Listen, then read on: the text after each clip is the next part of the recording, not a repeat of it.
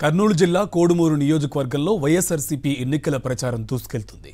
MLA అభ్యర్థి ఆదిమూలపు సతీష్ ఇంటింటి ప్రచారానికి అపూర్వ స్వాగతం లభిస్తోంది. వైఎస్ఆర్సీపీ ఎంపీ ఎమ్మెల్యే అభ్యర్థులకు భారీ మెజార్టీని అందించాలని వైఎస్ఆర్సీపీ నేత కోట్ల హర్షవర్ధన్ రెడ్డి కోరారు.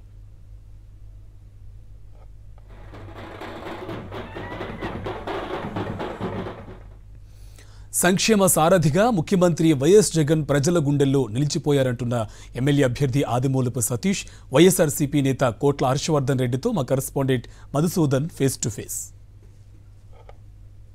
ఉమ్మడి కర్నూలు జిల్లాలో వైఎస్ఆర్ కాంగ్రెస్ పార్టీ ఎన్నికల ప్రచారంలో దూసుకుపోతుంది. కోడుమూరు నియోజకవర్గం అసెంబ్లీ అభ్యర్థిగా ఆదిమూలపు సతీష్ ఇంటింటి ప్రచారం కూడా నిర్వహిస్తున్నారు. అసలు ప్రచారం ఎలా సాగుతుందో ఆయన మాటల్లో తెలుసుకునే ప్రయత్నం చేద్దాం. మన ప్రచారం ఎలా సాగుతుంది, ప్రజల నుంచి ఎలాంటి స్పందన లభిస్తూ ఉంది?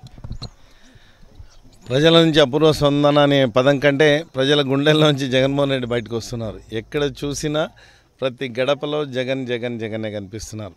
ముఖ్యంగా ప్రజలకు అందినటువంటి అభివృద్ధి ఫలాలు ఏవైతే ఉన్నాయో ప్రతి ఒక్కరూ నాకు ఇది అందింది, నేను ఇంత లబ్ధి పొందాను, గత 5 సంవత్సరాల్లో నేను పొందినటువంటి మేళ్లను మరి జగన్ కాకపోతే ఎవరికేస్తాం, ప్రజలందరూ కూడా వేచి చూస్తున్నారు. మేమంతా సిద్ధం.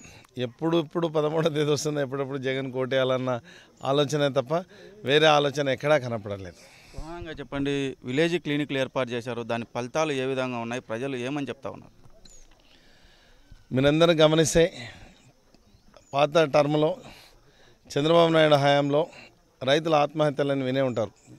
చరిత్ర మర్చిపోయినా దాని ఫలితం ఇప్పుడు అనుభవిస్తున్నాం. ఏంటంటే రైతులు ఆత్మహత్య చేసుకుంటానికి ముఖ్య కారణం వైద్యానికి డబ్బులు ఖర్చు పెట్టుకోలేక, మరి ఆ అప్పులు చేసి అప్పులను తీర్చుకోలేక పంట రాక చనిపోయిన సందర్భాల్లో వైఎస్ రాజశేఖర రెడ్డి గారు ఆరోగ్యశ్రీ యొక్క పథకాన్ని మొదలుపెట్టిన తర్వాత ఇప్పుడు మీరు ఎక్కడ రైతుల ఆత్మహత్యలు కనపడడం లేదు.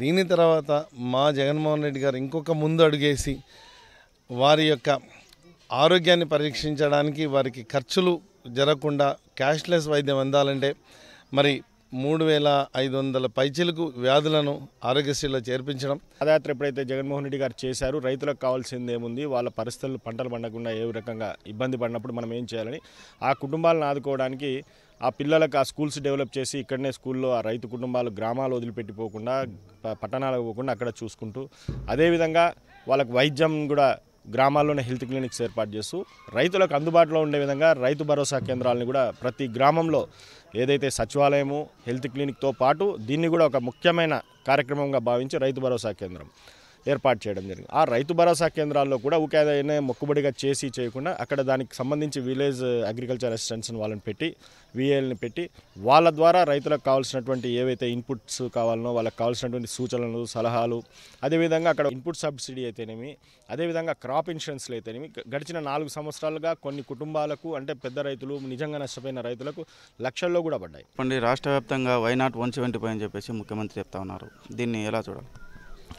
మేము అదే అన్నాం ఇంతకుముందు. జగన్మోహన్ రెడ్డి గారు ఫస్ట్ చెప్తప్పుడు మేమేమో అనుకున్నాం, కానీ నిజంగా ఈరోజు ప్రజలు మనం ప్రతి గ్రామంలో తిరగడం వల్ల ఆ ప్రజల్లో జగన్మోహన్ రెడ్డి అనే వ్యక్తి గుండెల్లో పాతుకుపోయినాడు. ఎందుకు సాధ్యం కాదు ఇది, అంత లేనిది జగన్మోహన్ రెడ్డి గారు చెప్పిండారు కదా అనేది ఈరోజు మేము అర్థం చేసుకుంటాం. తప్పకుండా 200 అంటే 175 ఎమ్మెల్యే అభ్యర్థులు, 125 మంది ఎంపీ అభ్యర్థులు తప్పకుండా గెలవబోతున్నారు. వై నాట్ 200 అనేది ఇప్పుడు నినాదం కాబోతుంది.